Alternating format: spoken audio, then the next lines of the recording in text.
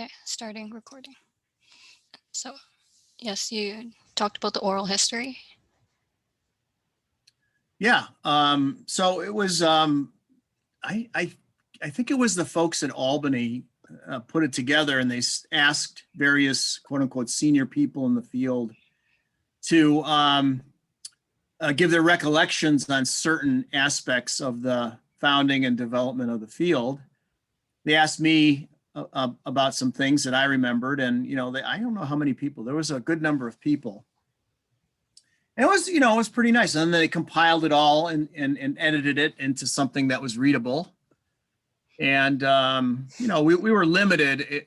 I forget how many words. In fact, I had to cut mine back. I thought there was some juicy stuff that I had to leave out because, there were word limitations.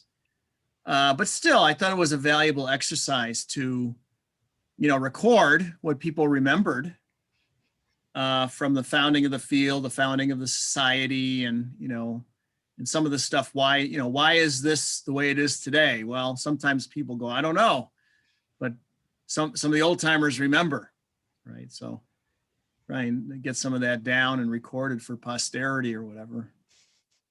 And of course, Jay was always big on that with his D memos, right?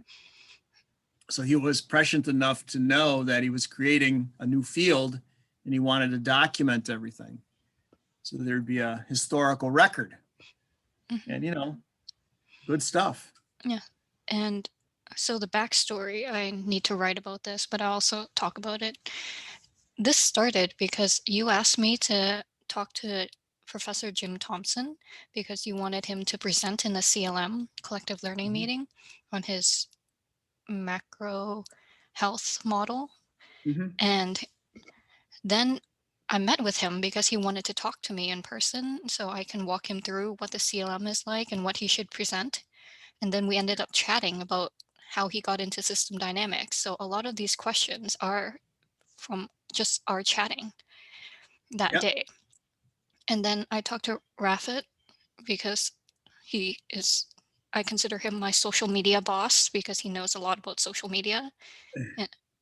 And then he talked about maybe doing a podcast, but I didn't want to do a podcast that's like the CLM where people are presenting their work, because podcasts are just nice to listen to, but I think it's difficult to get across the concepts in system dynamics and all these equations and the stock flow.